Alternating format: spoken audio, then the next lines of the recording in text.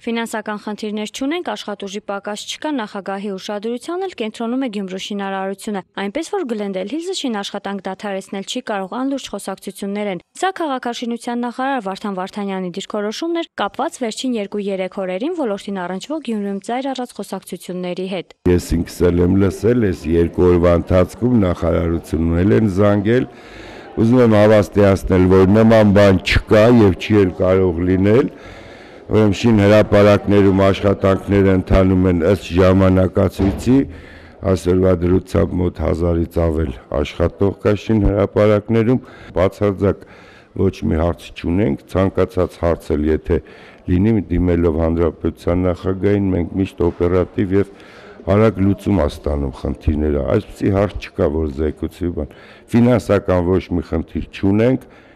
չգիտեմ թե դա որտեղից է եկել, համենայն դեպս ես դրան լուրջ չեմ վերաբերում։ Թե ովքեր էին աշխատում կամ աշխատում էին, թե ոչ միանշանակ պնդել հնարավոր չէ։ Ճիշտ է, ներս մտնող դուրս եկող մեքենաների մուշ 2-2-ի պարիսպներից հանդին հանդիպեցինք, բայց նախկին աշխուժությունը բանվորական խմբերը մեր աչքով չընկան։ Glendale Hills շինարարական կազմակերպությունը շարունակում է իր գաղտնապահ քաղաքականությունը։ Այս պարիսպները սկզբանե ինչպես փակ եղել, այնպես էլ փակ մնում են լրատվամիջոցների առաջ բացառությամբ այն դեպքերի, երբ տարածքում շրջելու ցանկություն են ունենում Հայաստանի Հանրապետության նախագահը, վարչապետն ու քաղաքաշինության նախարարը։ Հակառակ պարագայում ինչքան էլ լեզու թապես ինչ փաստարկել բերես, այդ նշած զողը ոչ կբարձրանա, ոչ էլ բարձրանալու միտք ունի։ Տեղի պատասխանատուն ասում է, ընդհանուր պատասխանատուի հրահանգն է կատարում։ Փաստը, որ լրատվամիջոցների համար Glendale Hills-ի դռները փակ են, նախարարին շատ զարմացրեց։ Այսօր չմիջնորդեց, որ դարբասները բաց էին, բայց խոստացավ հաջորդ այցին կես ժամ շուտ լրագրողների հետ հանդիպել հենց շին հրապարակում։ Իսկ որ այսօր մեծ պարիսպային կողմ հյուրընկալ էին, կկարողանայինք հաստատել նախարարի պնդումն այն մասին, որ աշխատանքները ընթանում են ըստ ժամանակացույցի առանց խոչընդոտների եւ ընդհատումների։ Կառուցվող այս բնակարանների տերերին պատկանելիությունն է, որ որոշվում է յուրաքանչյուր բնակբաշխման նիստին։ Այսօր 280-ից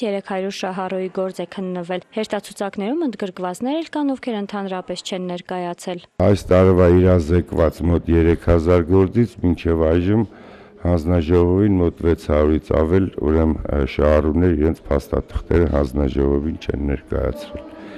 Իսկ ովքեր որ թերի են ժամանակ ունենք, ժամանակի ընթացքում այդ բոլոր փաստաթղթերը կբերեն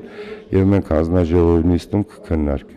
Փաթեթների ուսումնասիրության արդյունքում մեժումների թիվը կհստակեցվի գործընթացի ավարտից հետո միայն, թե երբ է կայանալու բնակբաշխման առաջին վիճակահանությունը պարզ չէ։ Ըստ նախարարի, երբ 1, 2 կամ 3 սենյականոցների շահառուներից որևէ խմբի փաթեթը ամբողջական դառնա, վիճակահանության օրը կորոշվի։ Այս փուլում բնակարանատերեր կդառնան նրանք, որոնց փաթեթները կճանաչվեն անթերի։ Հնարավոր չի, որ մեր հանձնաժողովը ճանաչի որպես շահառու եւ նա բնակարան չստանա։ Նման բան չի լինել։ Մուշ 2-2-ում ներկապահին ըստ նախարարի ընթանում են արտաքին հարդարման սանհանգույցների սալիկապատման աշխատանքները, ստեղծված են հատուկ հանձնաժողովներ, որոնք հսկում են որակն ու ժամանակացույցը։ Երկրի նախագահը անձամբ է հետևում աշխատանքներին, այնպես որ թերացումներ չեն լինելու, ասում է Վարդան Վարդանյանը։ Փոքրիկ խնդիրներ կան կապված արտաքին կոյուղատարերի ու թաղամասի գազաֆիկացման հետ։ Ավելի լավ է մենք հստակ նաեւ կոյուղի